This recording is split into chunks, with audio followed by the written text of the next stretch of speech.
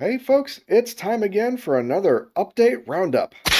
That's right, Update 7 is upon us, and it's time to dive into the good, the bad, and the ugly. This update was originally planned for Wednesday, and I recorded some clips on Tuesday night in preparation. However, then it was delayed, and then I got sick. Blech. My voice still isn't back to par, so you will likely hear some differences in this video, and just saying that's why. Anyway, as usual, Update 7 has a major change, some nerfs, some quality of life changes, and a lot of bug fixes. So let's start with some quality of life changes. I'm just kidding! The big news is, of course, a complete revamp of vault pickaxes. Now, this is probably the last area I expected to be revamped, honestly. I mean, Iskall was really proud of this system when Vault Hunters was announced just a few months ago, and I can't say that I feel like the current system is broken in any way. But it's out, and a brand new system is in. Okay, I take that back. I do find a problem with the existing vault pickaxes. They always seem to break too soon. But they can't just take away your pickaxes, so any existing picks can still be used, and these will be considered legacy. That basically means you can't make any new ones, and you can't repair the ones that you already have. When they break, they break. The one big caveat to this, though, is that the immortal modifier won't work any longer at all. And our old friend here, the tool vise, well, you're gone. So it might be worthwhile to make up a couple pickaxes before you install the update, because it can take a little bit of time before you can get a pickaxe that's as good as what you might already have, depending on your level, of course. So the new system is essentially a more generic vault tool instead of just a vault pick. Using this new tool station block, you can make all kinds of tools, including axes, shovels, sickles, hammers, and picks. Additionally, there are 7 tiers of each tool that can be made, and these are unlocked as you reach certain levels. Higher tiers of tools have more durability and can be modified more than the previous tier, and of course, they cost more to make too. The crafting process is much the same as it is in the Vault Forge, where you select the item that you want to make and then press here to make it. Now, I think we all know what a pick, axe, and shovel do, but what about a hammer or a sickle? What do these new things do? The hammer is kind of a special tool. It allows you to interact with blocks in a square fashion, meaning as I'm hammering down, it's breaking the other blocks that are nearby. But it's like using your hand, so on this sandstone, once it breaks all the blocks, well, we don't get the blocks, because you don't get them if you're punching the sandstone. So it's kind of like a super fist in a big area. When we look at it, it says there's one hammer size, and that means it will interact with one block in each direction away from the target block, which in this case means it's a 3x3 target area.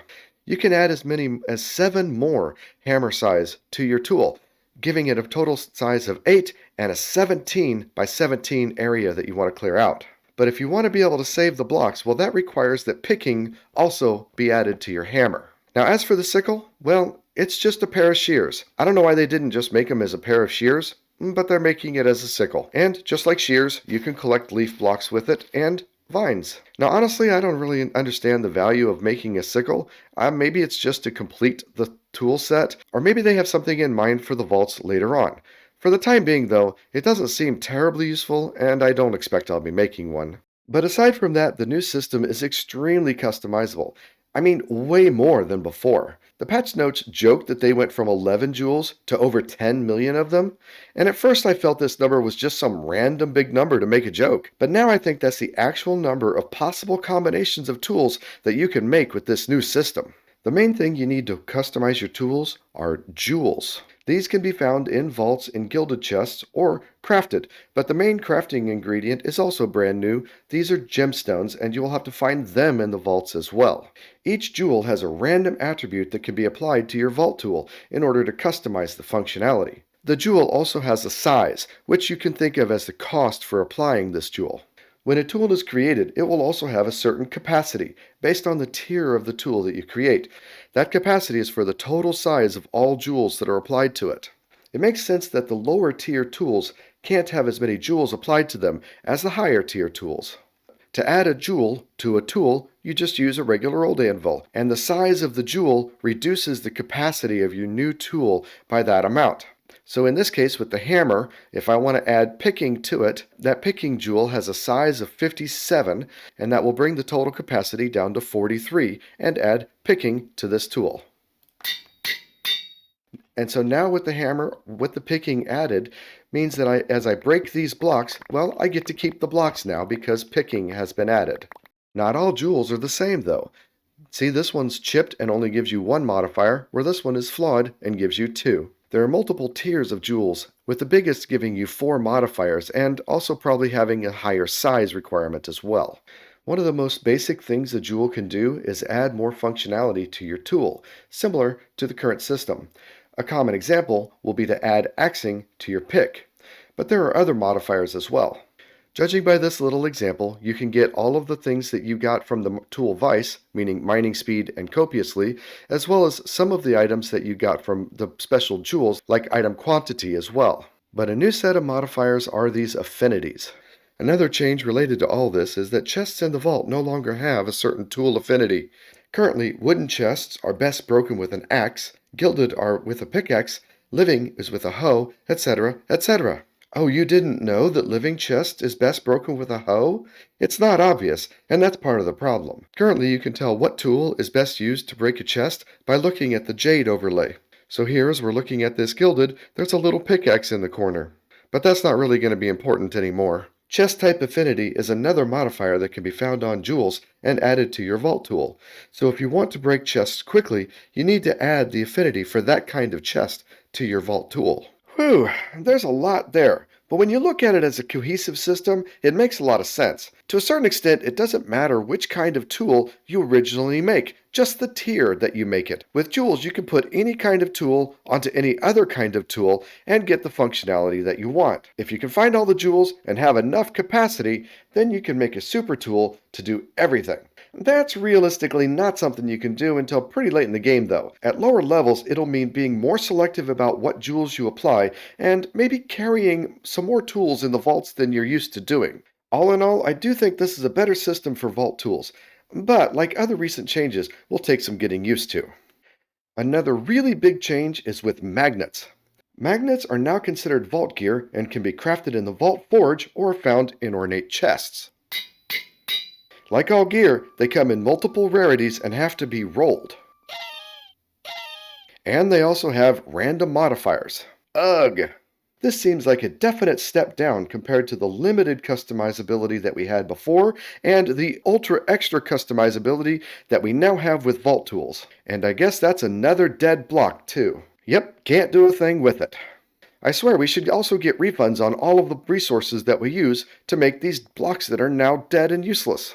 Like vault gear, magnets can have prefixes and suffixes that can be altered in the vault artisan station. But beware, there are some magnets that do not have either prefixes or suffixes. And if you try to re-roll these guys, well, that does nothing but waste some resources. But for those that do, it seems to work as expected. This change is also kind of unexpected, and to me it just seems worse. I do like the fact that both magnets and vault tools now don't have the random break chance that they did before. That's definitely an improvement. But I don't think that magnets belong as vault gear. But who knows, there might be another rework to magnets just around the corner as well. Now we're on to a couple big nerfs. First, the reach skill has been removed from the game completely.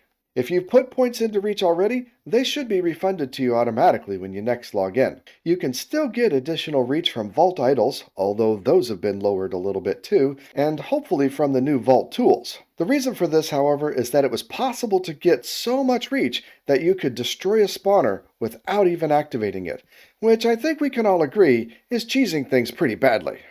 The next big nerf is that mending will no longer work in the vaults at all. I mean, you already can't put mending on any of the vault armor and tools, so this only applies to good old vanilla tools like my netherite pick right here. I think this is something done specifically for mine rooms in the vault. I know I carry a vanilla pick in my backpack and a whole bunch of bottles of XP, so that if I get to the mine room, I can just use it, and when it's out of durability, well, we'll just throw down some bottles of XP and keep on going. Sadly, I have yet to find a mine room in one of my vault runs.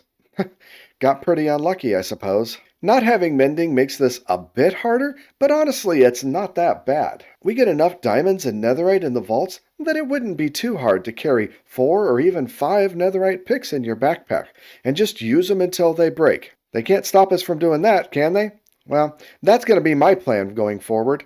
Some smaller nerfs is that some things are getting more expensive. Specifically, botany pots now take chromatic steel, and hopper botany pots now take black chromatic steel, where they used to not before. But spawners get a lot more expensive, with the Pog changing to an Echo Pog. Now, continuing on with the vaults, there's a brand new POI generation system that's affecting a few common rooms. Currently, the POIs are randomly placed in the room, but the POI itself is always the same. The POI with logs will always have 2 wooden chests. If you see bones, they'll always have 3 living chests, etc. This POI definitely looks new to me. Call it a bird nest, and there's a few random wooden chests about.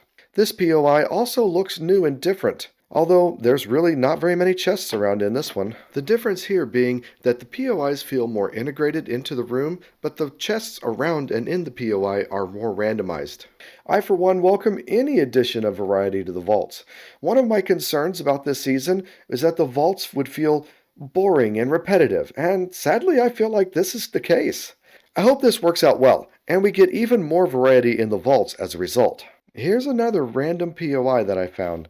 This one is a dragon, and there's a few coin piles about over here. So it's like a mini dragon room. The last kind of big change is that there are now legendary bounties being added. That's right, the bounty table gets a little bit more added to it. They can only be found in treasure rooms, which is also getting all their loot tables updated in this patch. I'm not super excited about the change really. I mean, it's not bad. More loot is always good. But why make someone do something else to get it? I mean, you've already found a treasure room, and that should be enough. I just don't see this as adding anything new to gameplay or goal setting. But maybe it'll be different, and it'll be worth it in the end. I don't really know. One nice quality of life change is that vault dolls will show the crystal level and the player name of the person who ran with the doll.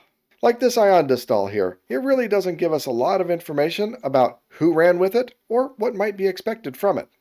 It doesn't change anything at all, but it's something that I found myself wondering as I've gotten some dolls back in the past. I think the last thing worth mentioning in this update is that there have been several bug fixes and tweaks to the process of recovering your stuff from the spirit extractor. The cost calculation is now based more on the stuff than the levels that you've got. Also, like my backpack here, the stuff inside is also now added to the calculations. Originally, it wasn't. Haha, whoops!